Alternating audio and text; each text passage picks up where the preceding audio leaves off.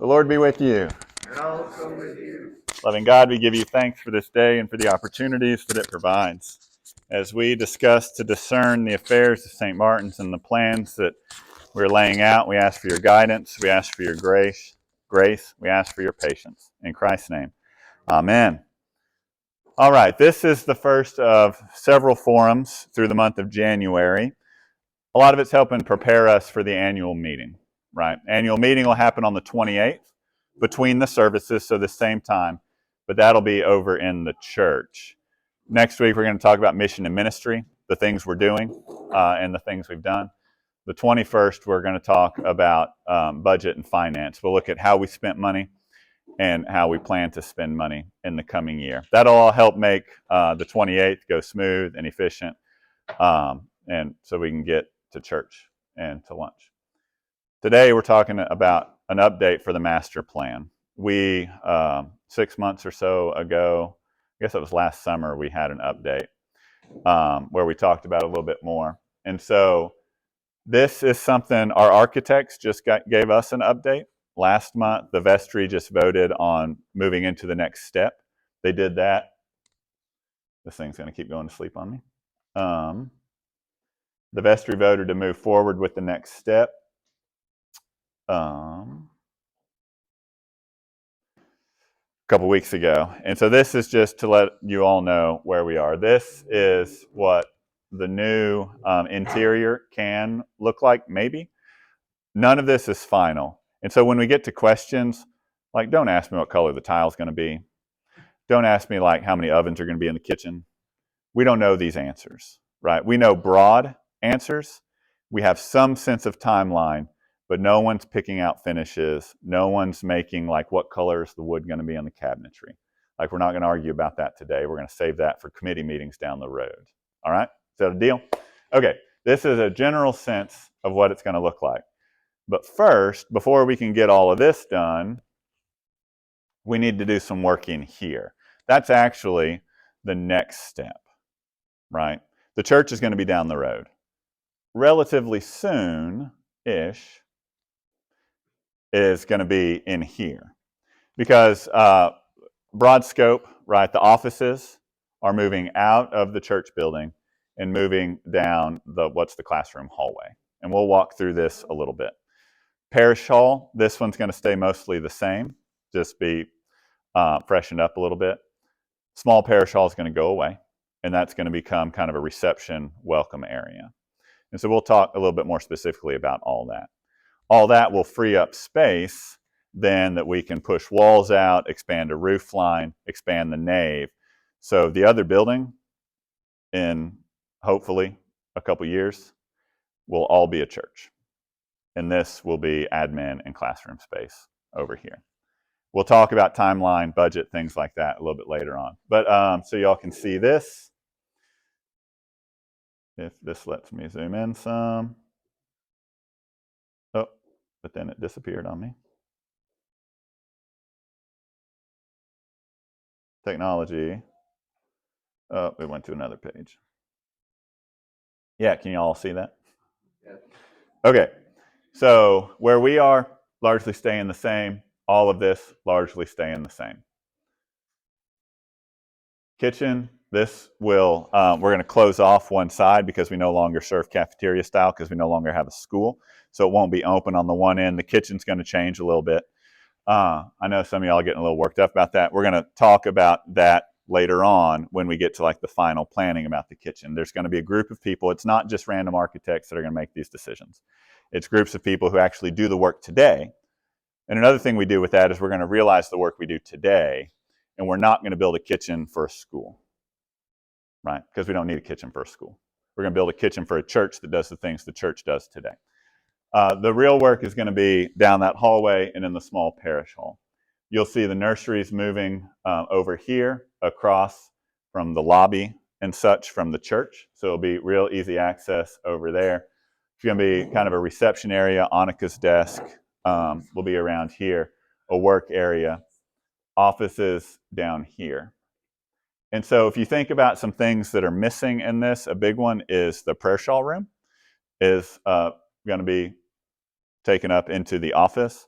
that's going to be, rather than like a room just for prayer shawl, one of these offices or one of these classrooms is hopefully going to be what I want to call like the mission office, where like people who are having meetings related to outreach and mission, people who are storing things like yarn that's used for outreach and mission, it can all be in there. There's going to be built-in cabinetry. The architects are working on some of those final designs like right now. But that's one big thing that's missing from there. It'll be worked into one of these classrooms over here, probably. We're also losing a small parish hall, right, which is our secondary gathering space. We'll talk about where that's going to be in a little bit. So what the vestry agreed to a couple weeks ago is hiring the architects to go to final design. Oh my gosh, this is going to kill me. To go to final design on this building, right? And so what they're working on is going to get us to the point where we're ready to like knock down walls and things over here. We've got 30% design for the church. We got 30% design, which gives us a pretty good idea for the church over there. But first is over here. So the architects are working on those final plans. Should be relatively soon, and in the course of months, we'll hopefully be doing work in here. That's kind of a broad where we are. Are there questions about the work in here? Yeah. How's that going to affect VBS? Yeah, so the timeline for VBS, the work in here from start to finish is like 8 weeks. 2 months. Or 12 weeks, yeah. And so depending on when we start to when we get finished, we're doing VBS is going to be at nighttime. We may have to, we're going to work around it, is the answer. I mean, that 3 months has kind of started now. And so hopefully we'll be in a new parish hall by the summer. Because we're still waiting for final budget and all that. We have 700-ish, depending on what the market looks like. 800, market's good. Okay. We got, all right, my finance guys here, give me the thumbs up. I like it when DJ gives me the thumbs up. Maybe like 800,000 or so, it's moving up to do the work in here. Because another thing, right, like if kitchens aren't like, it's hard to get people to give money to kitchens. It's really hard to get people to give money to like my office and all that, right? So we have cash on hand to do this work. So when we get ready to do that work, right, like y'all are going to be a lot more excited about getting rid of a choir loft and expanding the nave and doing all of these things. We're going to have to raise some money down the road. But we'll be able to get this work done probably within 12 weeks with what we have, hopefully. Yeah, so that shouldn't affect it too much. Ronnie, you have your hand.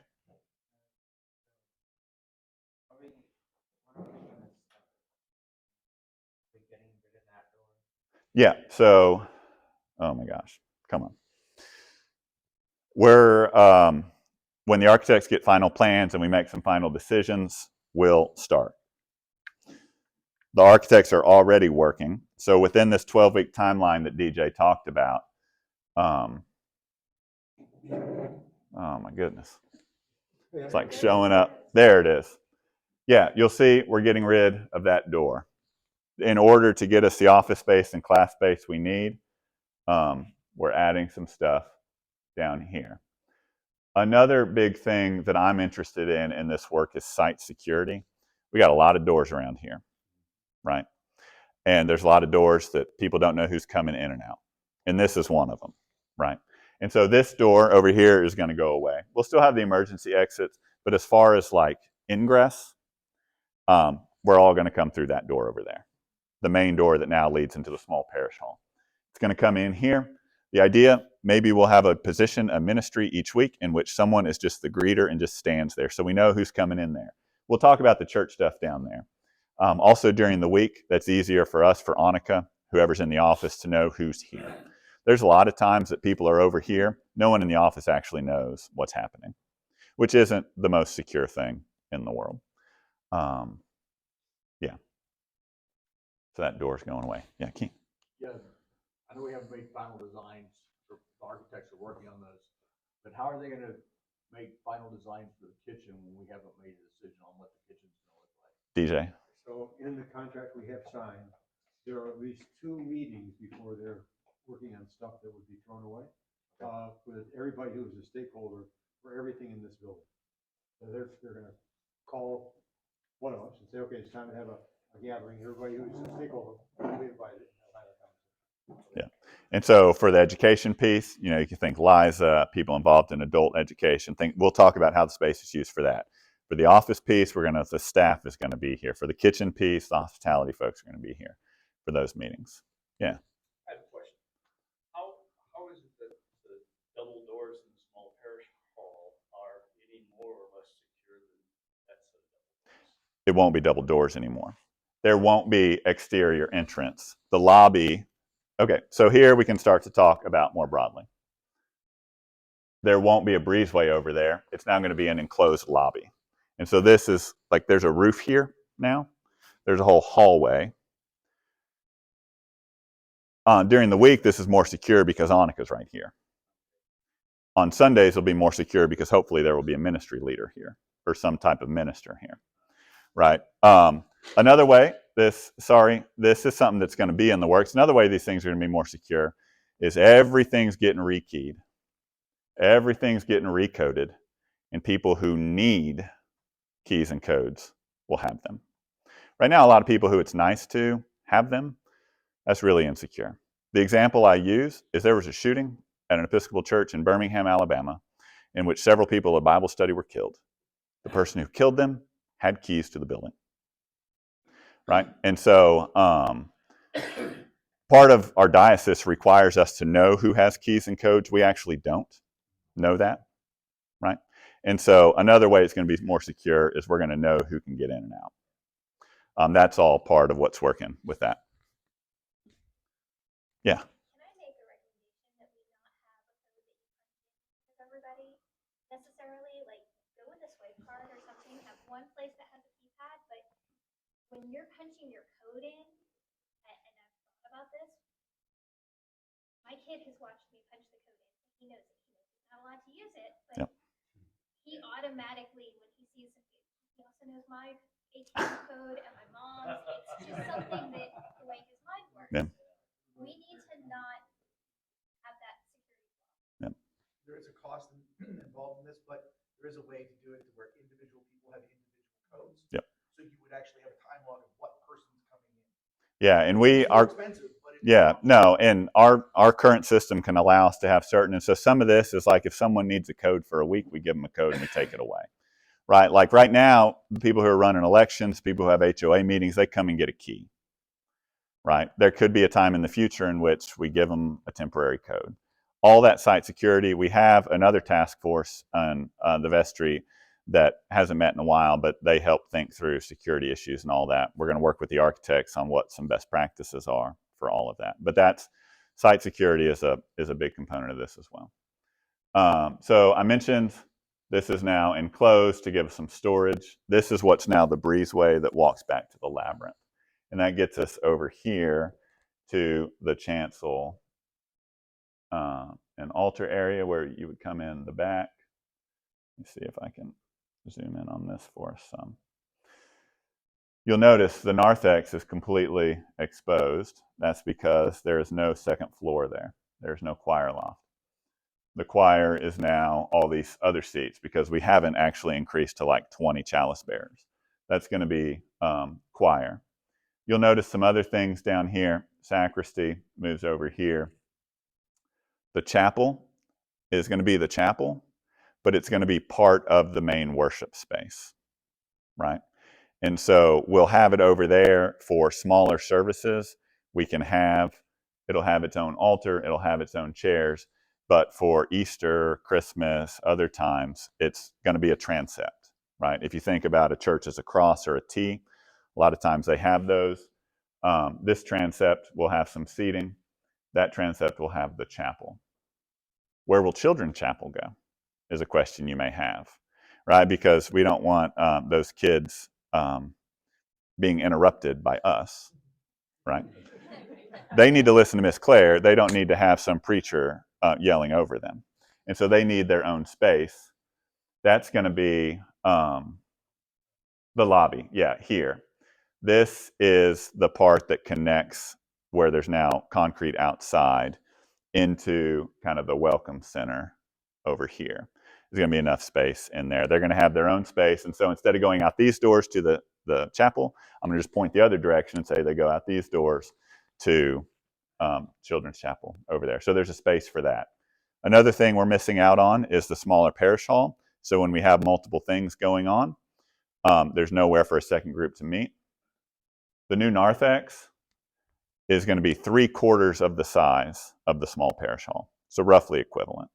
And so that can be used as a secondary meeting space. That's where it's going to be fully plumbed. There's bathrooms back here, you'll notice. It'll be 2 individual non-gendered bathrooms back here. And so you won't have to like walk in front of everyone and everyone see, oh, look, there goes John to the restroom or whatever. You can go to the back. Makes it more welcoming and inviting for guests. Putting plumbing back there is also going to allow us to have sink and some wet bar, essentially kitchen facilities. Coffee hours all going to be in the back. Coffee will be made back there and served back there as well. Let's go to another slide. Yep. Because remember, it's going to be the size of the small parish hall. Don't think about the narthex now that's half taken up with computer stuff. So that is one thing, looking at your plan for the chapel, there weren't large screens in there. Have a plan, or are they gonna hit the accolades? We'll talk about that when we get to some preliminary designs. They're not going to hit acolytes. Neither are there going to be cables walking along, and none of us are going to trip or hit our heads on cameras. Right. This church has done a great job, right? We have like 35 people every week who worship online. Like they're part of our community, right? We have people who are transferring their letter of membership here who live in other states because they're able to worship with us online. And so it's a real life community. We've done a great job. We built it out of necessity in a hurry, and we were constrained by space. And it's time, and now it's time for us to like do this to where Gavin doesn't hit his head on the camera underneath the baptismal font, right? Like we can live with it for a while, but all that's gonna fix. This right here, this is Chuck. This is the sound booth. It moves around. We take out. Actually, we don't take out. Instead of adding an additional back here, there'll be a sound booth. Back here, we said the lobby for coffee hour. The lobby is going to have lots of doors that lead out onto essentially a patio. On the far side, this is the patio we currently have. Oh my goodness. I just need to sit here and. Would you like me to tap your computer? No, I got it. It's fine. I'll just, instead of using my hand. Sit here and tap it. So this is the patio we currently have, right? This will still be the entrance most of y'all use, right? Because you're going to park down here and you're going to walk in. We're actually going to have a formal entrance on the west end of the church. It's going to have a large decorative pad out there. So even when it's 108, but certainly when it's not 108, coffee hour is also going to be out there. I can imagine cafe tables and things set up out there for us to fellowship. It can start here and continue on out there for coffee hour between the services and after 10:30. Nothing in the memorial garden is touched with any of this. Even with the bathrooms. Yeah, it'll come out onto where the sidewalk is a little bit, right? But nothing in the grass because no remains will be disturbed. All right, let's see what the next thing looks like. This gives us a sense of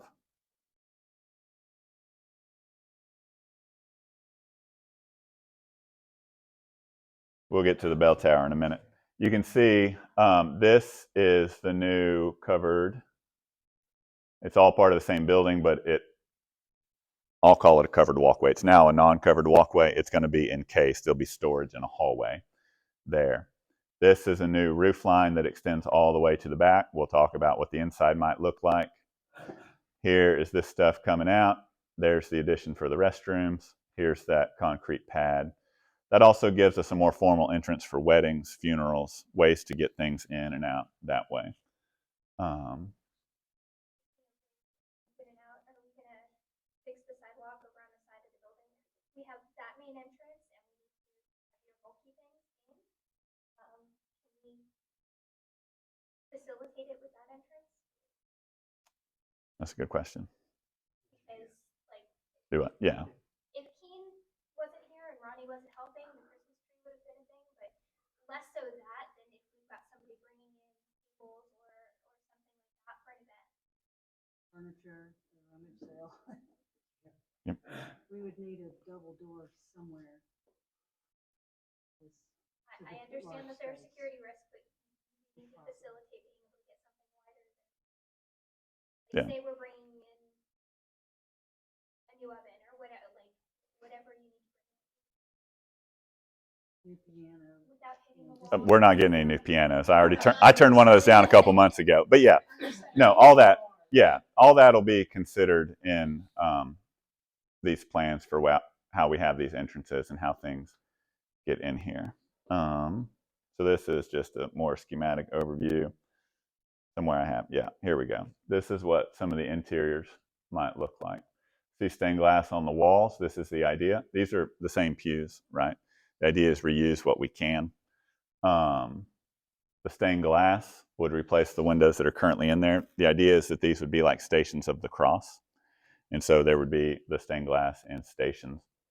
You'll see this is the new, this side, which would be east side. It has a large window that would facilitate a piece of stained glass there. Don't pay attention to how these chairs are. This isn't how it's going to be situated. Do you have somebody you're planning on using for stained glass? That hasn't been decided yet. Our architecture firm has an interior decorator that'll provide ideas and suggestions, and then we'll go out and figure out where that would come from. This, toward the back, you'll see the sound booth here. Toward the back of the nave, the narthex will be divided. There will be kind of a translucent, not completely solid, but the idea is some privacy. So if someone needs to step out because like grandpa's a little cranky, or whoever needs to step out and Keen needs to go cry in the back or whatever it is, they can have some privacy back there and be a cry room of sorts. Give some privacy for other things that go on back there as well. The altar rail, everything inside and outside the altar will be completely accessible. We'll no longer have just steps into the chancel. There'll be ramps. Not every access in, but in the current design, there's a ramp along the right side that goes up to and including behind the altar. Everything will be completely accessible. That's another big part of renovations is accessibility, both to the building and to the worship spaces. Ronnie, you have a question. Hold on. Ronnie?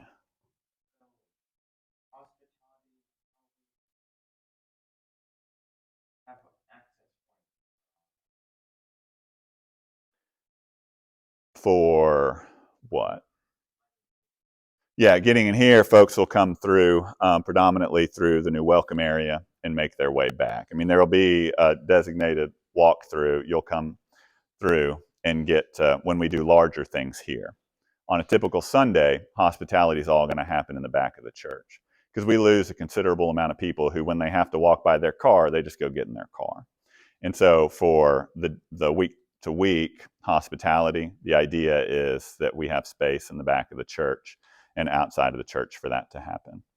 Hold on, Rick had a question. Yeah. So everything currently that's from the altar rail, all of that moves back to where the offices currently are? Yeah, where Jesus is right now, hanging on the cross, that whole wall is going to get blown back, and it's now going to be on the far back wall. Jesus will be roughly where the back of Sue's office is, probably, back there. And so that gives us space. Another consideration, on a normal Sunday, our capacity is about 180, is that right? 171. On a typical Sunday, we're getting up to where we have 130 people sometimes at 10:30. That's getting close to 80%. And when you're 80% full, a church is full, right? Someone is going to walk in, they're not going to see a space readily available. They're going to go back out to their car and they're going to go to Keystone down the street. And so part of this is knowing that we're growing to the point where we need more capacity. We certainly need it for big funerals, big feast days, right? One of the reasons we have so many services on feast days is because we need the capacity. This will get us up to 250-ish. And so that will give us plenty of space to grow. And that's by adding about a dozen pews total, 6 on each side as we push everything back. Also allow us to expand the chancel, where the rail is, and behind that. Because if you're an acolyte, you know it's hard to maneuver around there. People going to get communion, like the acolytes have to go stand in a corner, not because they've been bad, but because people can't get to the rail. That's all hopefully going to be solved by having more space up there. Yeah, Katie.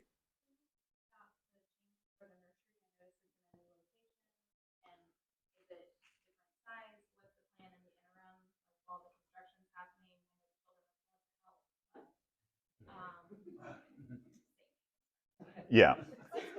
Let's get back here. Oh my gosh.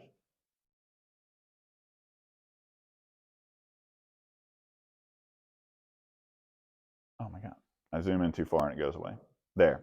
Okay. So nurseries in here. Final design's being done. It looks roughly the same size, maybe a little bit expanded from what it currently is. Logistics of what happens for when all the construction's going on, that's a question that's going to have to come up with ministry leaders, because there's going to be some disruption. A lot of the work we can do in here won't impact things day to day. The nursery will, and so we'll have to figure that out. When we start doing work over there, we're probably going to be worshiping right here, right? And so that's going to be different for folks. Those will be questions that have to be answered when we move further along as well. Sean, and then Ronnie. You referred to the 12-week timeline, and when you refer to it as this work being done, and you're talking about everything in green? Yeah. Yeah. So what the vestry signed off on is going to final design and getting into construction of the parish hall stuff. And so that's the stuff that by summer, hopefully be done. Yeah. If I could add to that? Sure. Right now, we're in developed construction documents at 3 weeks. That's already underway. Bidding and negotiating and permitting, that's 4 weeks. Construction is 12 weeks. So to answer your question, the disruption is going to be 3 months once construction starts. Yeah. And my question is, what does construction look like? Does that mean we move chapel? Does that mean? And that may look like phasing in here, right? Like if they're doing work down there, we could move the nursery to one of these places temporarily. And then when they finish that, we can swap it. That's all stuff, right? Our architects, what they actually specialize in is schools. And so they're used to working with groups that need to have some space available. And so that we'll figure it out. One thing I've learned is the nursery actually used to be in Annika's office, and like, yeah, right. And so it could be in the chapel, right? And, yeah, and so we'll be creative. Some of it looks like once they come up with the plans and the construction timeline and all of that, we'll have a better sense. But the folks we're working with, they're used to people who need space. Ronnie, you had another question. What are we going to be doing about any of the tests in the choir, like maybe instrument players? Yeah, everything in the choir is going to move. You'll notice one thing: the organ's not down here. The organ will probably be somewhere around here, and then there will be space. Instrumentation, like right now, there's a lot of room for choir members up here, more than the 6 of y'all or however many are up there. So there will be room inside the rail, or even down here, or over in the chapel. for instrumentation. That's common in churches a lot of times. If they bring in like brass and timpani, or bring in a jazz band, or bring in whatever, they can set up in a transept if there's not room within the rail. But until our choir gets large enough, there's currently going to plans for room for instruments up there. Yeah. Okay, what's the key plan for that? No. Or is that just a No, they just kept that in there because that pushes over into playground? the playground, which we're not going to expand into that. But that's, there's going to be an exterior door there. Part of this plans is we also want to do like a site use, like not just the building, but how are we using the grounds, and kind of a site plan in that way as well. The other thing is, what was supposed to be a chapel out back, somebody did an Eagle project, it's Yeah. across out back, there's a cement slab, and originally the idea was to be able to, from my understanding, Mhm. was to be able to hold outdoor services there. Well, while we're working on the chapel, if the weather's nice, If the weather's nice, we can put up a tent and do it on the grass. That, or over there, whichever side there'd be enough. Yeah, some churches do old-fashioned tent meetings, and if depends on when the work on the church starts. A tent, no matter how many fans in August, is going to be unworkable probably. depending on what But yeah, I mean that over there, and having a better site use plan, because yeah, that chapel never gets used. We use the labyrinth for things, or we use the front lawn for things now. So that's all more long-term vision stuff that needs to be done there. DJ, what am I missing? Keen. How many phases are gonna be as, the new church part? How many phases is that gonna be? All one phase, or that can be multiple phases? Yeah. Depends on money. Yeah. But the answer to the question is probably three. One will be the east end work, one will be the west end work, and then you put the two together. Yeah. I noticed the tower was gone. The tower is 4. Yeah, that's The tower's 4. not gone. It's just that with respect to how much money we'll pay the architect win, there was no reason to actually have them do the final design or anything for the tower. It's in the master plan. The sidewalks are related to it, or the master plan, so it's gonna sit there. But it's a question of how do we want to spend our funds? And even they said, probably don't want to do that. Yeah. So if you think, we've been kind of in pre-phase, getting ready. Phase 1 is going to be this work because that enables us to free up the space over here. Then we'll do one end, the other end, and get them together, depending on how we raise money. And then, yeah, you'll see towers still here on this site plan. It's not on the current renderings. But this idea is there would be a covered walkway where the porch kind of is, going out to a tower, a covered walkway coming down here that would connect back into this welcome area, which leads into reception and nursery and all that. And so, because right now, a couple weeks ago, the acolytes and stuff had to scurry down the side of the church because it was pouring, and there's no real way for acolytes to get from vesting to the back of the church outside the elements. Something like this would solve that problem. I have a question. Yeah. That as those phases are going on in the church building proper, at any time is usable? Yeah, almost certainly. So we would move everything into here? Yeah. Services? Be in here, maybe a tent, depending on time of year and weather and all that. I mean, yeah. Churches, I've known churches that have done things in tents. I've known churches that have done things in their gym or in their parish hall. I mean, we could fit, we would put seats down and see how many seats there are. It may be an instance where we have to do an extra service just to get the capacity. Who knows? That'll all be decided based on what our attendance is when that happens, how many seats we need in here. Yeah. So, just for logistics and planning purposes, when you start in the green areas, are you gonna have separate days where we come in and pull everything out of them? Because you'll get more volunteers if you set it up far enough in advance.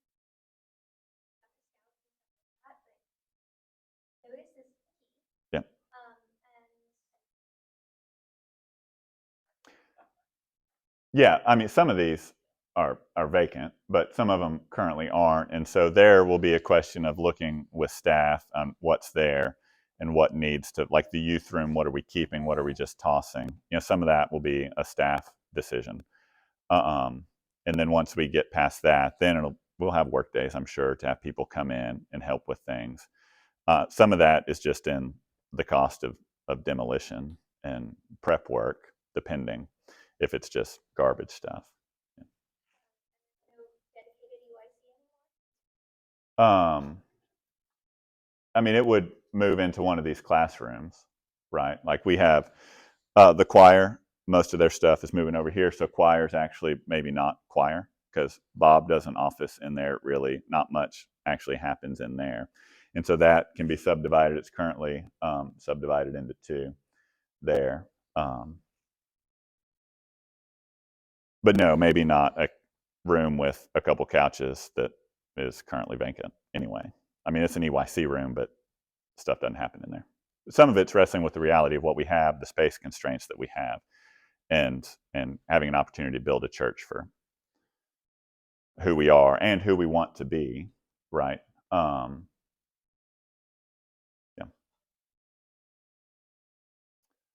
I need to go get ready for baptism and walk through with the family, you know, the important work of the church. Any last question about all of this? Like we said, the architects are working, getting us ready for final designs. Pretty soon, we're going to have meetings with the stakeholders for each of the areas. And then as we know more and before stuff actually starts to fly and walls get torn down and such, we'll probably have another update in here just to let folks know what's going on. All right. Yeah, Rick, last question. Well, Or, observation. yeah. Before I left Rockford, we had built St. Anne's Cars, and its capacity was 250, same number. And I asked then Bishop Montgomery, what if our parish grows larger than that? And he said, then I would ask people to start a mission somewhere else in the community. I'm wildly optimistic that we will grow to 50 or more. Yeah, so this gets into church growth stuff. And the plans for the old church over there is about 250 people. And so when this place was at its zenith, the plans get them to the capacity that we're about to get to. We're about half of that right now. Our ASA, we've grown 30% in-person attendance in the last 12 months, right? And so we had 2 visitors at 8 o'clock. We are growing. So a third service is one way that people handle that. There might be a time very soon that I ask those of y'all that live in Alliance or Roanoke or somewhere that's one of the fastest growing zip codes in the entire country to say, hey, let's go start St. Martin's North. Right? That may be something that the vestry starts to hear about some. That may be something like, that's not a growth issue. We could be the size that we are, and I would love, because we have people that drive from Denton. We have people that drive from all over the place, right? I'm not here to make St. Martin's important. Right? Like I'm here to help grow the kingdom of God. And if that's finding some of y'all that are interested and willing to go start a second site or a traditional church plant or something, yeah, that's another way you can deal with that. But that doesn't have to do with church growth as far as St. Martin's growth. We can handle that with services and stuff. That's a mission question. But yeah.